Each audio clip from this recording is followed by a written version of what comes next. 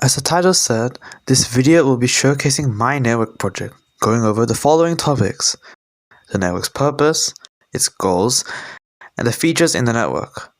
So, let's get into it. The network's main purpose is for a company setting.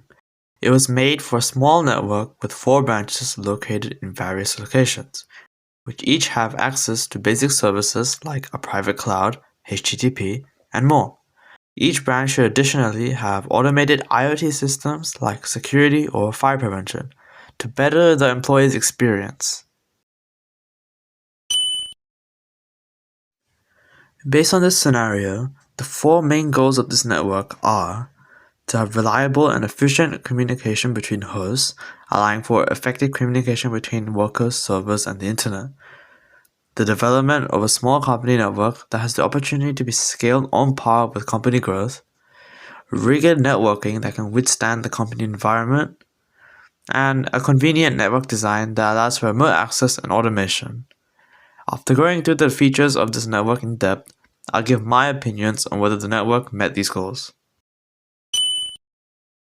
From a first glance at the company network, you can see 4 main sections for each of the branches, and these are signified by the routers which branch out from the server router. Speaking of servers, they are located in a central location to optimize communication with different branches. Each branch is split into multiple sections, which are usually used for teams, but can also be used for other things such as IoT or remote users, and these are signified by the switches which are connected to the branch routers.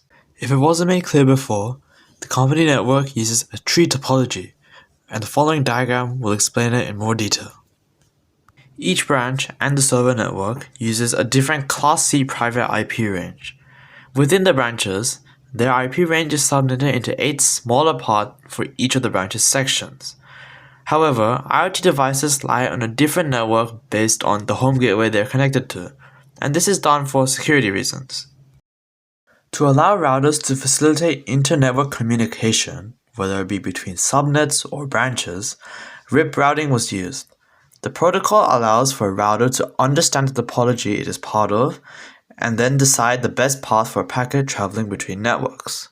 Not only does this allow for inter-network communication, but also ensures speed and accuracy when sending packets through networks. To protect the company's resources, an ACL was implemented at the server router for all traffic going out into that network. It only allows IPs from ranges that have been used within the company network and denies anything else. The central location of the servers made this much easier to implement, as it only had to be enabled on a single router rather than multiple.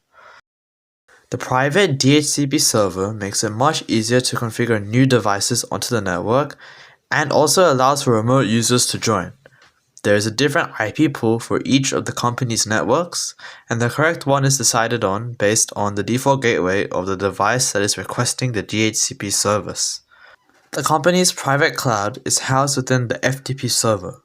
Users can access the cloud by either entering its IP or macropro cloud into command prompt while using the FTP command. Employees and managers have different accounts used to log in, and this is because they have different levels of access to files on the cloud.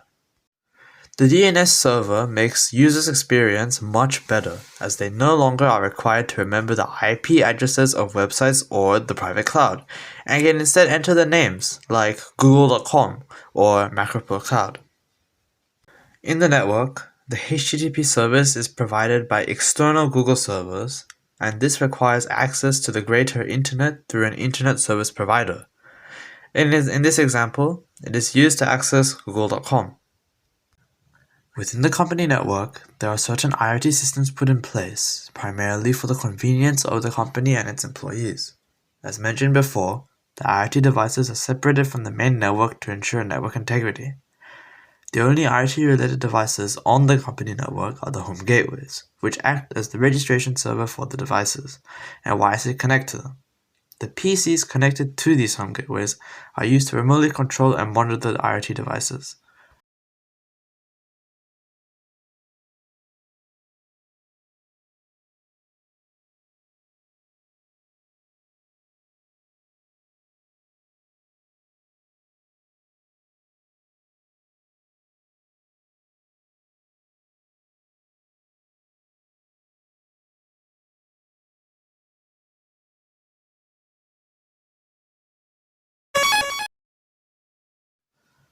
In this video, we've covered the network's use case, goals for the network, and the services included in the network. But there's still one thing left to cover. Have we met the goals fully? Well, let's go over them one at a time. The use of RIP routing allows for efficiency within the network, as routers know the best path for a packet to take when going to its destination. The ping test shows that the network is also reliable, as none of the packets failed and had a 100% success rate. Even without upgrades, the network is already quite scalable. Switches and routers have not been used to the full capacity, and there are still subnets left to be used. But here is a list of upgrades available for the network to scale it up as the company grows. As you might be able to see from this video, though it is quite small, the network can already handle stress quite well. The main stress goes to the routers, as there is not much inter-host communication, meaning that the switches do not have much stress on them. Since routers are built for this, it is quite good. However, if there's any issues in the future with stress handling, then it is possible for routers to be upgraded to handle stress better. As mentioned before, the IoT systems can already be accessed remotely and monitored using the wireless PCs, which acts as an access point for these systems. However, it is also possible in the future to instead use an IoT registration server and be able to monitor the IoT devices from one place rather than multiple. After going through the 4 goals of the network, we can clearly see that they have been met and can be improved on in the future if needed. And thus, that marks the end of this video. I hope you enjoyed it, and I hope you have a better understanding of my network now. And yes, I really did physically configure my network. Here's a screenshot of it. Thanks again, and bye. See you again maybe?